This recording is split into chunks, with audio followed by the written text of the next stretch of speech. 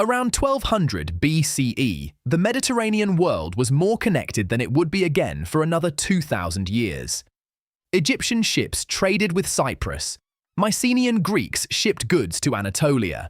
The Hittite Empire ran a postal system across its territory. Kings wrote each other letters about marriage alliances, grain shipments, and gifts of gold. Then, within roughly 50 years, almost all of it was gone, not conquered by a single enemy, not absorbed into something larger. Gone. And here's the strange part. Despite over a century of excavation, nobody can tell you with confidence why. Think about the scale of what actually collapsed. The Mycenaean palaces of Greece, burned and abandoned.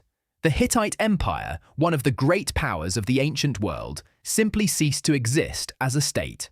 Ugarit, a wealthy trading city on the Syrian coast, destroyed and never reoccupied.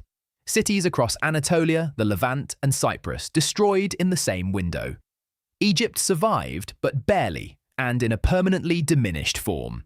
Historian Eric Klein, who has written extensively on this period, counts multiple major cities destroyed across the eastern Mediterranean in a span shorter than a single modern human lifespan. And then something stranger happened. Writing systems disappeared. Mycenaean Greece used a script called Linear B, primarily for palace administration, recording grain, livestock, and personnel. When the palaces burned, the script vanished with them. Greece entered a period of roughly 400 years with no written records at all. Historians call it the Greek Dark Age. When writing returned, it was an entirely different system, adapted from Phoenician, which eventually became the Greek alphabet. Sit with that for a moment. An entire literate civilization stopped being literate and stayed that way for 4 centuries. So what caused it? This is where the honest answer becomes uncomfortable because there isn't one.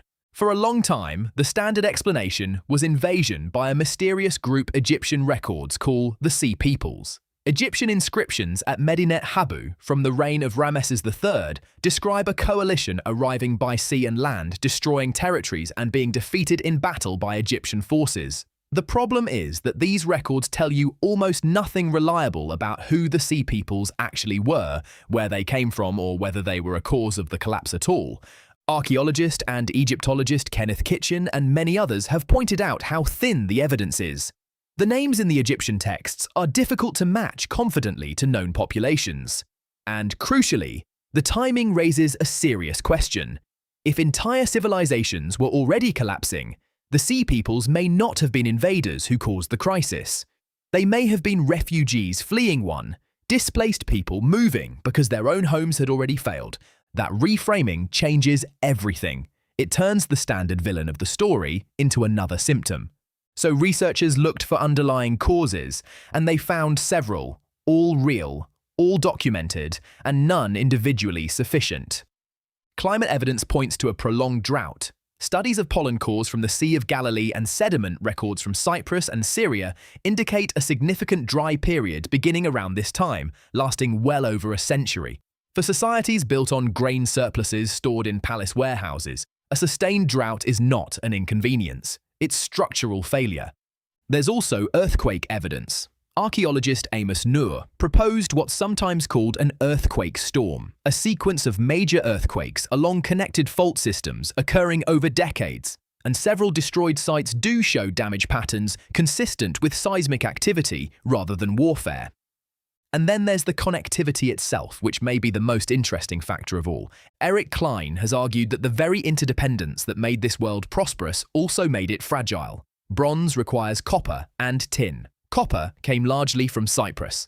Tin had to be imported from enormous distances, possibly Afghanistan. That means every bronze sword, plough, and tool in the Mediterranean depended on a trade network stretching thousands of miles across multiple political borders. Cut that network in a few places, and everyone loses access to their primary metal simultaneously. Ask yourself what that actually means.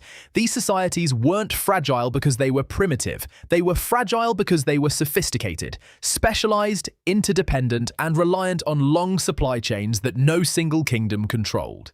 This is the part that should genuinely unsettle you. The most likely explanation isn't a single cause at all. It's what complexity researchers call systems collapse.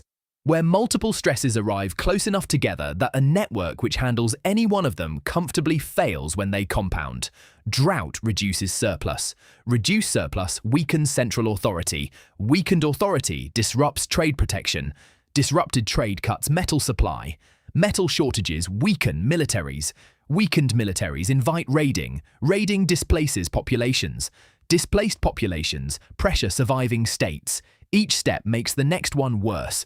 No villain, no single catastrophe, just an interlocking network of prosperous, connected, specialized societies that all depended on each other, hitting several problems at once, and unraveling faster than anyone inside it could understand or stop. So the next time you hear about the fall of a civilization and expect a clean cause, remember the Bronze Age. We have the letters those kings wrote. We have their palaces, their inventories, their trade records. We have more evidence about this collapse than almost any other in antiquity. And after a century of digging, the most honest answer historians can give is that a highly connected world came apart under compounding pressure and that we still can't say exactly which thread broke first.